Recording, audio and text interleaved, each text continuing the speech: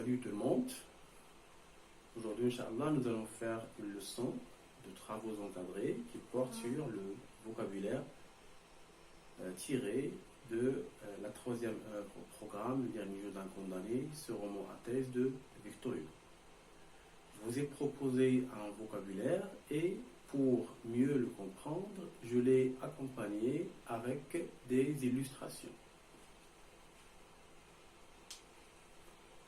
Le premier terme, c'est les forçats. Un forçat, c'est quelqu'un qui a été condamné aux travaux forcés.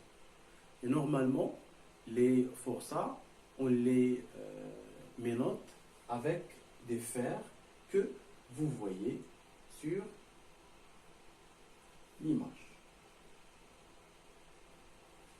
Normalement, on emprisonne les forçats dans une prison qui porte le nom de Toulon. Alors, Toulon, c'est une ville française qui se situe, bien sûr, au sud-est de la France. C'est une prison qui a été pour longtemps ouverte depuis exactement 1748 jusqu'à 1873. Alors, comme je viens de le dire, c'est une prison qui se trouve à Toulon, d'où le nom, une ville du sud-est de la France. Et vous voyez une image de la prison de Toulon. C'est un lieu de détention où on prisonnait les forçats. Le galérien et le cachot. Alors, un galérien, c'est le synonyme d'un détenu, d'un forçat ou d'un bagnard. Le cachot, c'est une cellule qui est souvent très sombre. C'est le synonyme, du cachot.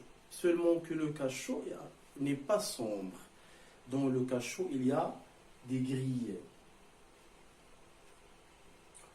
Bicêtre.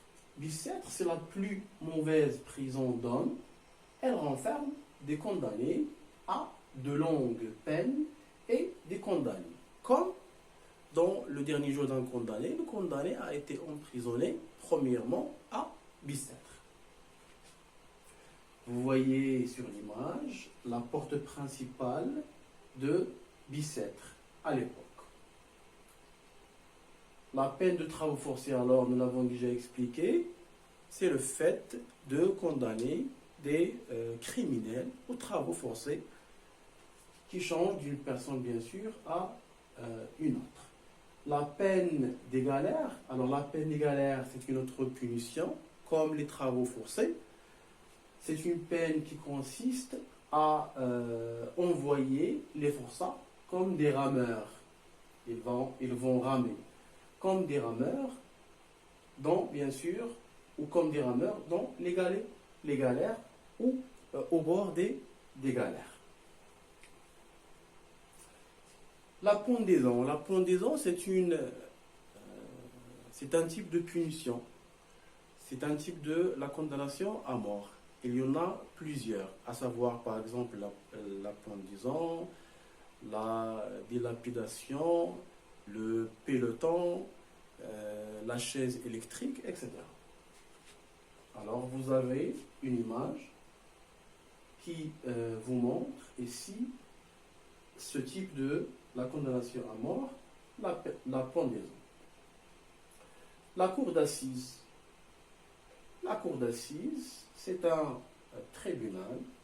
Là, vous voyez sa porte principale et là, c'est l'intérieur de cette cour d'assises. La sentence, ça veut dire le jugement, le verdict, l'arrêt. La préméditation, un criminel qui a commis un crime avec préméditation, ça veut dire que c'est une préparation intentionnelle d'un crime. Ça veut dire avoir l'intention de commettre un crime.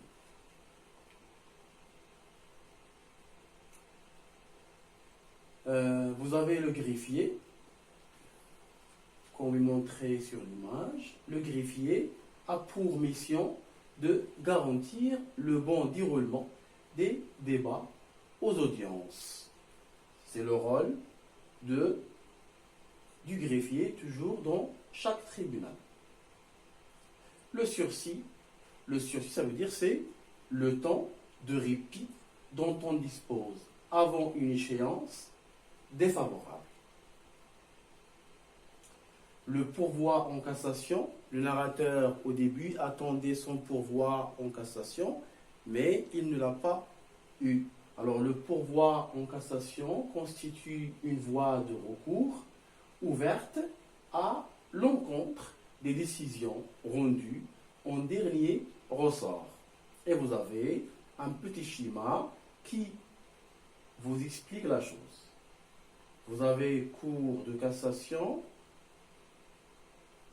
pourvoi, cour d'appel, appel, la juridiction. Vous avez aussi la perpétuité, ça veut dire pour la durée de toute la vie. Quelqu'un qui a été condamné à la perpétuité, ça veut dire c'est quelqu'un qui va passer toute sa vie dans la prison. Le cachot, c'est le synonyme de la cellule. Vous avez la guillotine.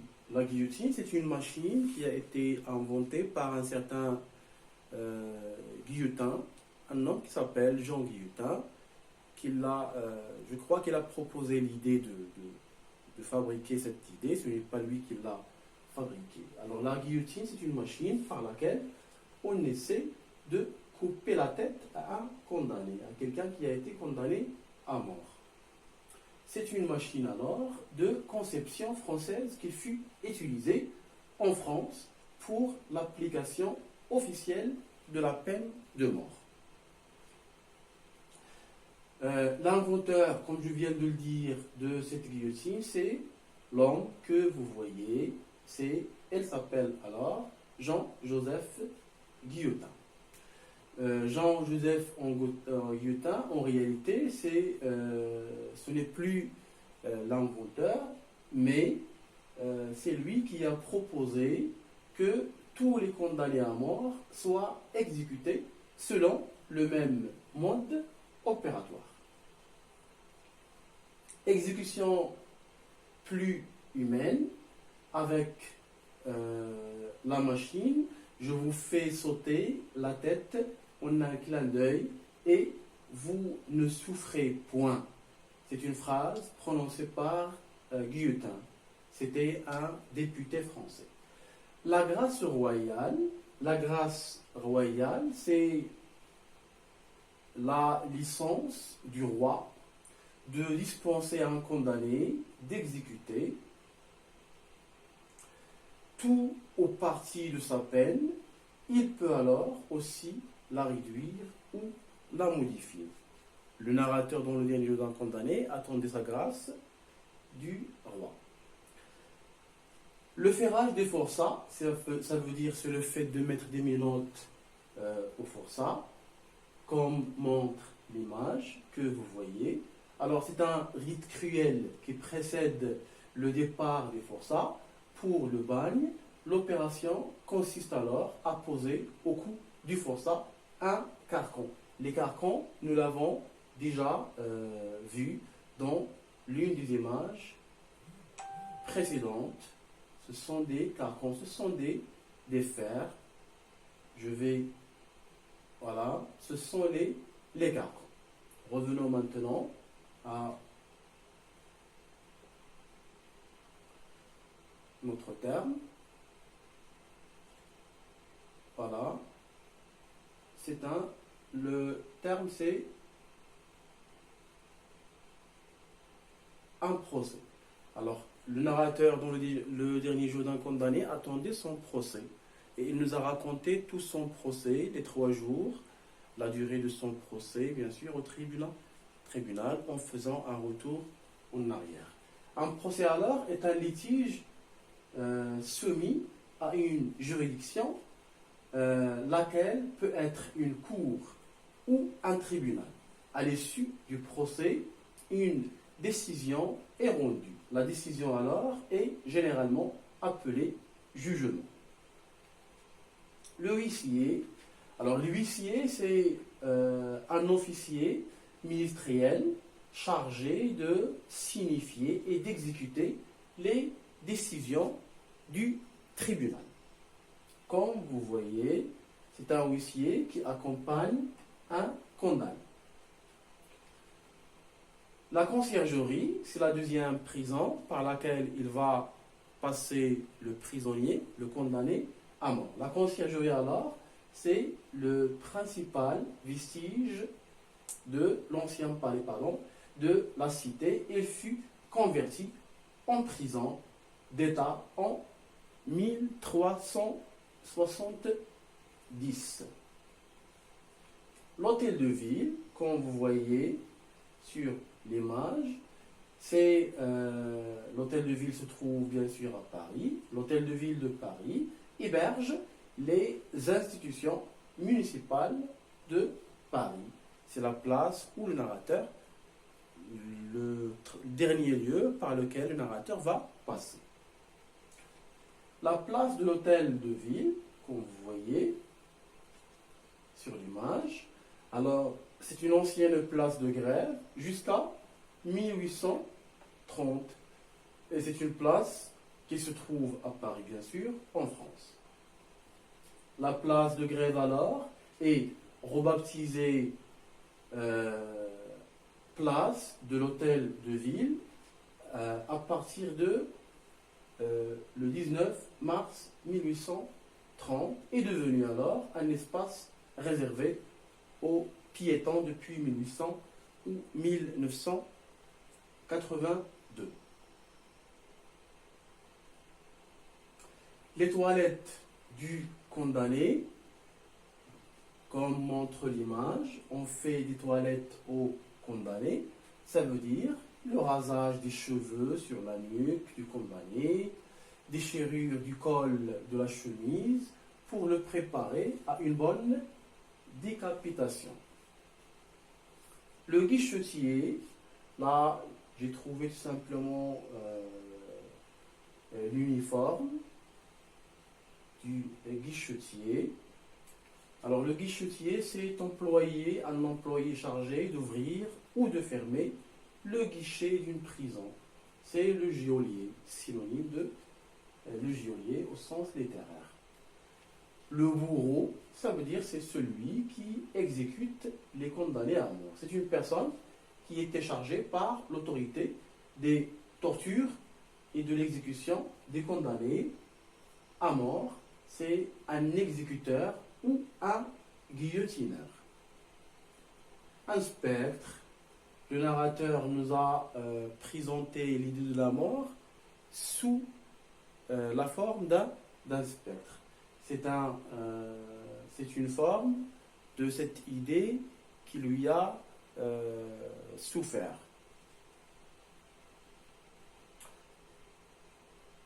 Vous avez ici une image qui montre un spectre.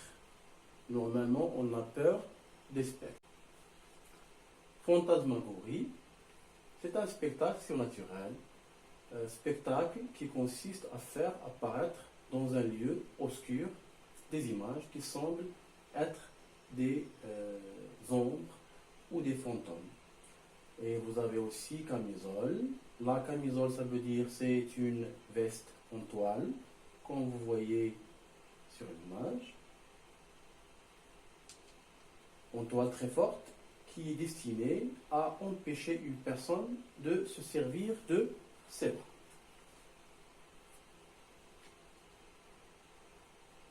Vous avez l'argot, c'est le langage de la prison, un niveau de langue.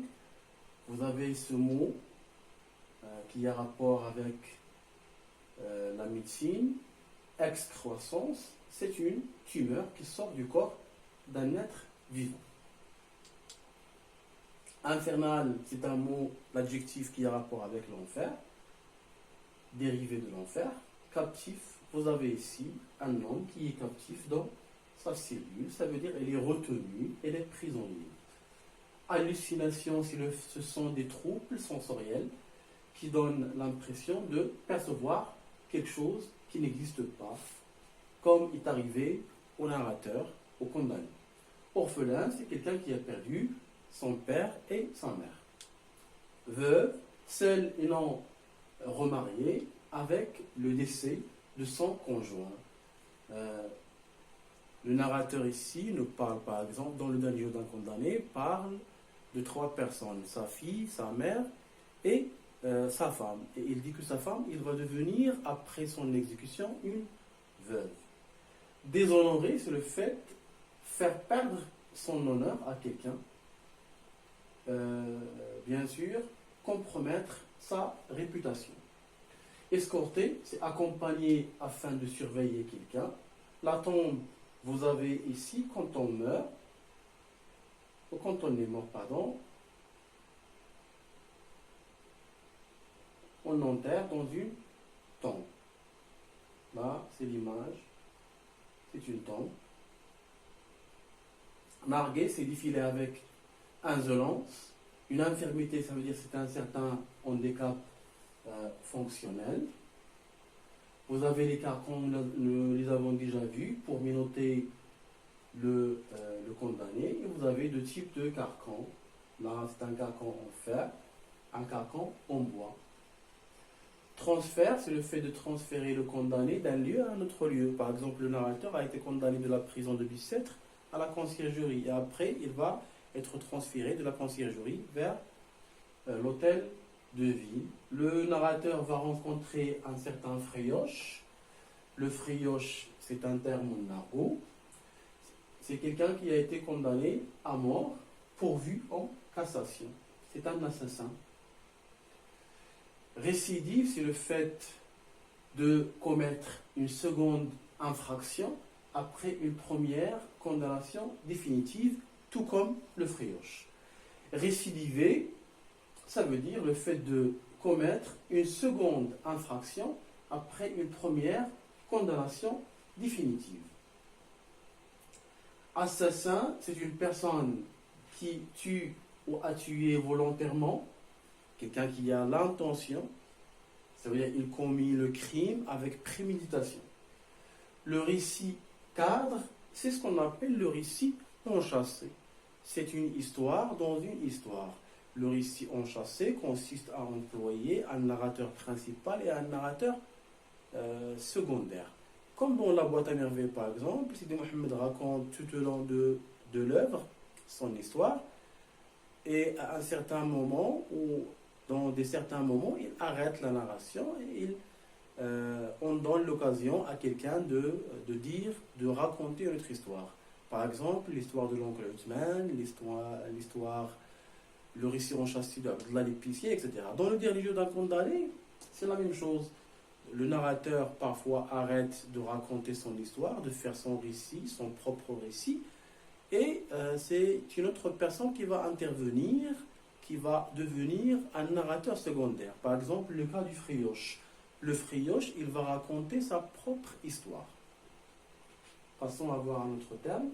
Alors, c'est le récit enchâssé, comme je viens de le dire. Vous avez le mot qui se répète plusieurs fois dans le dernier jour d'un condamné. S'évader, ça veut dire c'est s'échapper, s'enfuir, etc. Le narrateur, le prisonnier, le condamné à mort dans le dernier jour d'un condamné, il avait l'intention de s'évader quand il a été dans l'infirmerie. Une redingote. Le frioche a volé, entre guillemets, a volé la redingote parce que le narrateur, quand il a rencontré le frioche, c'est par peur. Par peur, il lui a donné sa redingote. Redingote alors, c'est un vêtement masculin, veste croisée, peut-être, qui pourrait être signe d'un bourgeois.